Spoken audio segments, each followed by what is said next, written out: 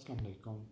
Welcome to artificial intelligence based हमारी जो lectures की ये सीरीज़ है चैट जीपीटी, उस पर हम बात करेंगे जो कि बैक बाय आर्टिफिशियल इंटेलिजेंस है।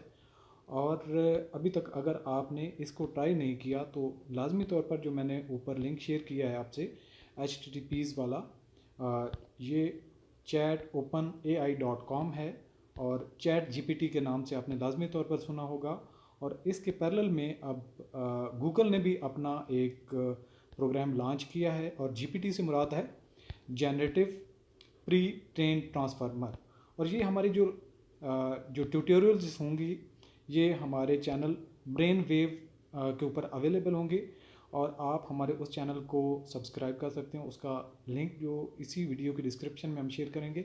इसके बारे में चैट जीपीटी या आर्टिफिशियल इंटेलिजेंस किस तरीके से आपको हेल्पफुल साबित हो सकती है या किस तरह से आप उससे फ़ायदा उठा सकते हैं, उसके बारे में हमने एक ट्यूटोरियल की सीरीज़ स्टार्ट करने जा रहे हैं जिससे आप घर बैठे बहुत अच्छे तरीके से अपने प्रोफेशन के जो टास्क हैं, अपनी एजुकेशन, अपने एक कैरियर को स्टार्ट कर सकते हैं ऑनलाइन अर्निंग के हवाले से। सो ये एक बड़ी यूनिक और एंटीक चीज़ है, लेकिन कुछ ऐसे सवालात हैं जो आपको पहले इसका जवाब मिलना चाहिए। चैट जीपीटी ये क्या है? ये एक कन्वर्सेशनल आर्टिफिशियल इंटेलिजेंस है। कन्वर्सेशन से क्या मुराद है?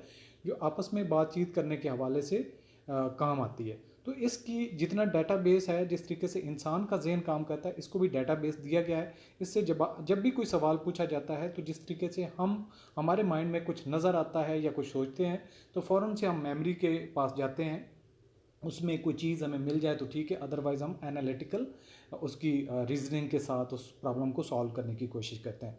तो सेम इसी तरह पे प्रोग्रामिंग इस सॉफ्टवेयर की हुई है। सॉफ्टवेयर के हैं या प्रोग्राम के हैं? ये एक प्रोग्राम है जिसको जो आईटी के प्रोफेशनल्स हैं वो ज़्यादा अच्छे तरीके से आपको उसके निटी ग्रिटी एक्सप्लेन कर सकते हैं, लेकिन सादा ज़ुबान में कहा जाए तो इसको इंस्ट्रक्शन ऐसी दी गई है कि जो इसको डाटाबेस गिवन है उसमें से ये डाटा उठाता है, उसमें सवाल जवाब करता है। लेकिन इंसानी कैपेसिटी जो है वो बहुत लिमिटेड है, उसके पास कुछ चीज़ें याद रहती हैं, बहुत ज़्यादा उसकी कैपेसिटी नहीं होती, बहुत ज़्यादा चीज़ों को एक्यूरेटली याद नहीं रख सकता। लेकिन ये चूँकि डिजिटल है, 0110100001 और इस तरीके से 01 पे ये जो कंप्यूटर काम करता है उसके लिए कोई प्रॉब्लम नहीं होता है। वो सिमिलैरिटी चीज़ उसको निकालता है, उस पर उसकी प्रोग्रामिंग हुई होती है तो वो आसानी से जवाब दे सकता है। तो सारी की सारी आर्टिफिशियल इंटेलिजेंस की बेसिस पे ये आप जब भी कोई सवाल करते हैं तो इसके पास जो अवेलेबल डाटाबेस है उसी पे ये आपको जवाब देता है। तो ये एक बहुत अच्छा टूल है जिससे आपको हेल्प हो सकती है। और इसका जो लिंक है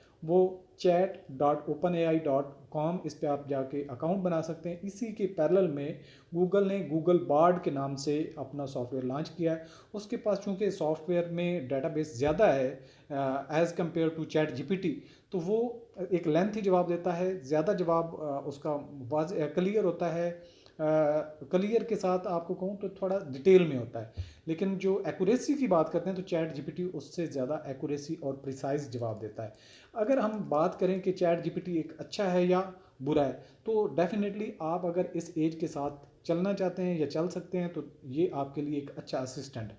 और अगर आप इसको सही तरीके से इस्तेमाल नहीं कर पाते, जाहिर बात है इस्तेमाल करने के लिए भी आपको अपनी फील्ड में एक्सपर्टीज चाहिए, क्योंकि जब तक आप चैट जीपीटी से स्मार्टली और एक्यूरेटली सवाल नहीं पूछते तब तक ये आपका हेल्पफुल असिस्टेंट नहीं साबित हो सकता। और इसके लिए ज़रूरी होता है कि आपके पास ऑलरेडी एक अपनी फील्ड का अच्छा नॉलेज हो, जो आप उससे सवाल करते हैं उसको अच्छे तरीके से सवाल पूछें, लॉजिकल आप क्वेश्चन डालेंगे, लॉजिकल जवाब देगा। इसके साथ कुछ रिस्क भी हैं, कुछ इसके फ़ायदे हैं और फ़ायदे ज़्यादा हैं।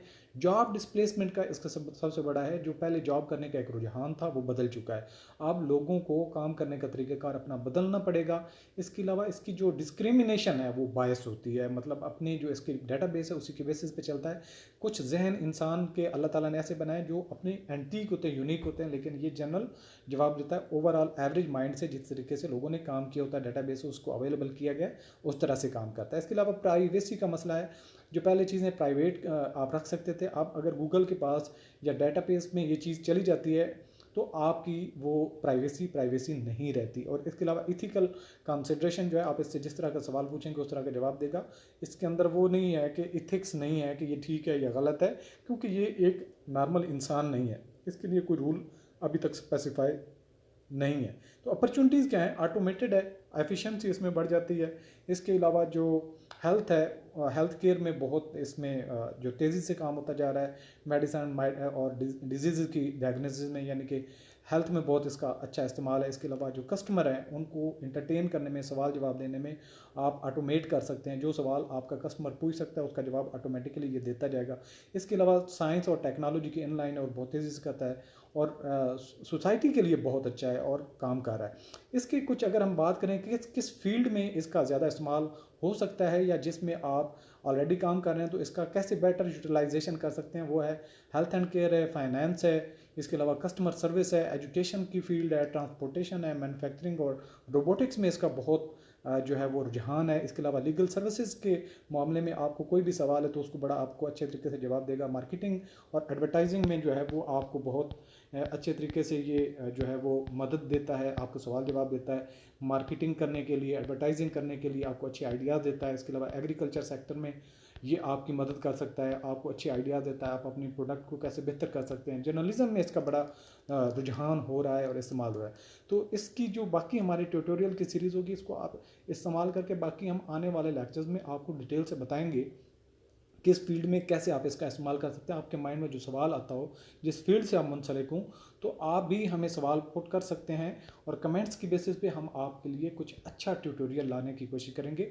और आपको बताते चलें ये हमारी जो ट्यूटोरियल्स की सीरीज़ है ये हमारे चैनल ब्रेन वेव के ऊपर होगी, जिसका लिंक हम डिस्क्रिप्शन में डाल देंगे और उस चैनल को आप सब्सक्राइब कर लें। जो भी हमारे पुराने स्टूडेंट्स हैं या जो हमारे पुराने फॉलोअर्स हैं वो इस चैनल को लाजमी तौर पर फॉलो कर लें ताकि जितनी भी हमारी ट्यूटोरियल्स आती हैं आप उससे मुस्तफ़ीद हो सकें। Thank you.